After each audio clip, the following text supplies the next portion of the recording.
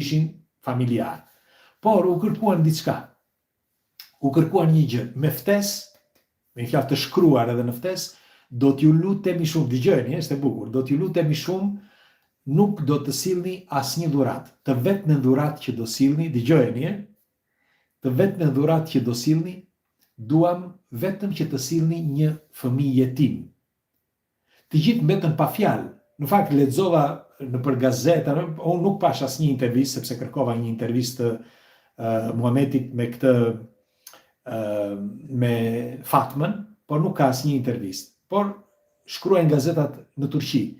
Dhe këta me letër, pra me shkrim kërkuan kush secili prej jush, pra të ftuarve të dasmorëve, që do vinë në dasëm, nuk duam asnjë lloj dhurate, por duam që të sillni një jetim. Dhe këta çfarë bën?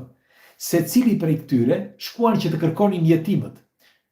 Me fjalë që të arrinin në dasëm, sepse nuk ka jetim, aty pak jetim kishin tek ai fshati lexova, dhe disa shkuan deri në Stamboll, bile edhe në vende tjera përreth për të gjetur fëmijët jetim nëpër jetimore, se në disa vende për shembull kishte 10, disa vende 15, disa vende 20, dhe secili, disa nuk shkuan nga këta fëmijë, disa shkuan. Dhe çfarë bën këta?